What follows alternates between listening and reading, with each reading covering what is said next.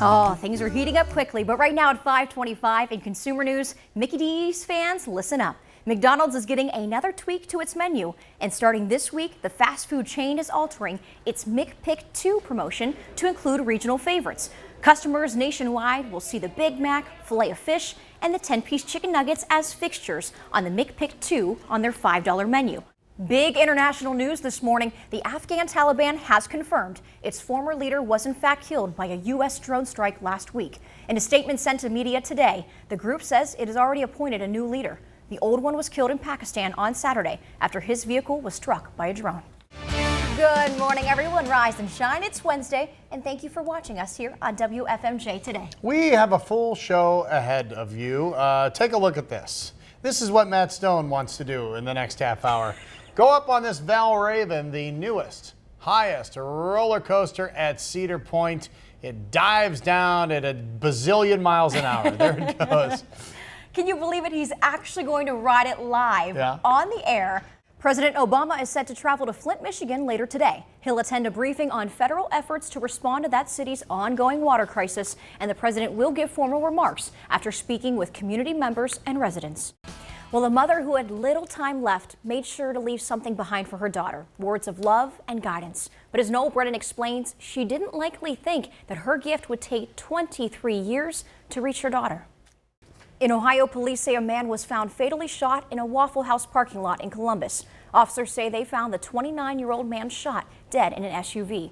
They say another person was injured during a fight inside the restaurant. A judge says Ohio must continue providing funding to Planned Parenthood while he reviews a new health care law. This law would bar public funds from going to entities that perform or promote abortions. With rising temperatures and anxiety, how will health officials address the spread of Zika here in the U.S.? Well, the director of the National Institute of Allergy and Infectious Diseases is scheduled to address the problem today in Washington. Welcome back, everyone. Oh, a new canopy walk and emergent tower just a couple of counties away have been all the buzz on Facebook. After it was shared several times on my Facebook page, I thought I'd take a little trip to Kirtland near Menor to see what this trip right through the trees is really all about. Inside the Living Museum of Trees and Flowers at Holden Arboretum in Lake County stands two new attractions that folks are buzzing about on social media. A new canopy walk and emergent tower that opened in September of last year were only open for a few weeks before closing for the winter.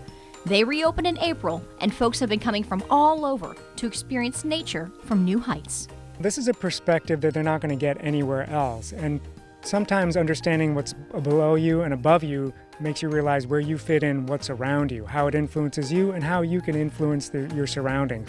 So this gives people a unique perspective. The canopy walk puts you 65 feet above the ground and is an impressive 500 feet long. It's made of wood and steel with a graded fiberglass floor that will have you walking through the trees, with each trip to the canopy walk showing you different things than the visit before.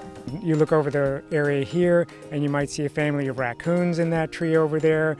Certain warblers are migrating through this time of year, neotropical migrants. So some birders might stop to listen or see some of these warblers, and you're seeing them at eye level now.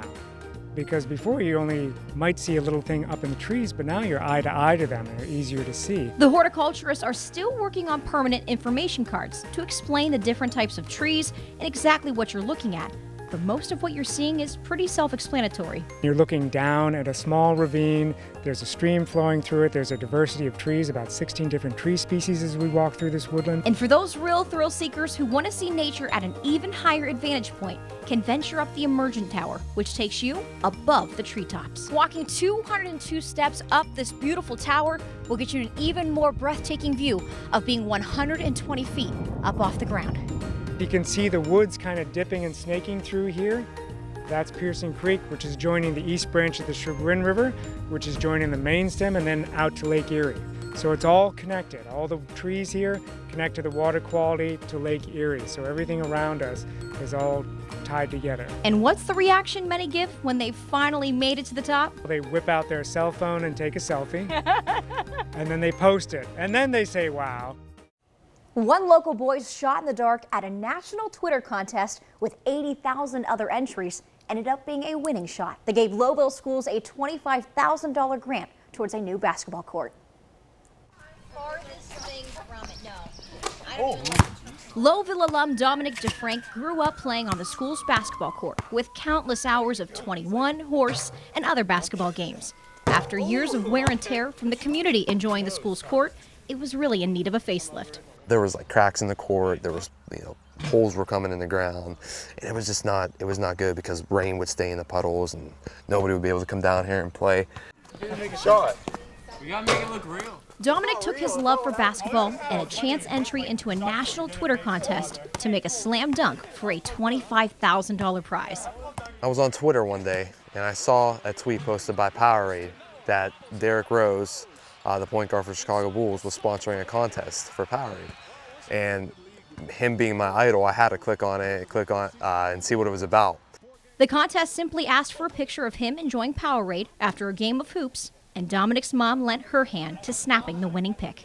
Well, he called me outside one day and asked me to take a picture. I was actually cooking dinner, and I said, "Does it have to be done right now?" And he said, "Yes, Mom, I need you to do this right now."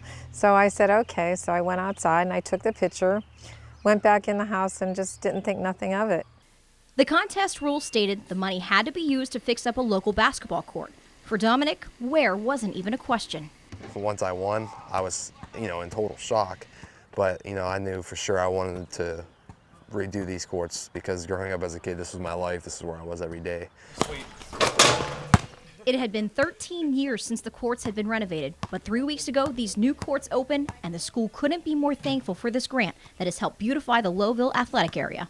We were elated just to be able to have the partnership with an alumni wanting to give back to help the whole village and community. For Dominic, it means a lot to have his name behind the renovation, but it's even more special that he dedicated the donation on behalf of his dad who passed away in 2007. Quite an honor for me, not only for me, but for my family's name and for him. And I know if he was around, he'd be smiling right now.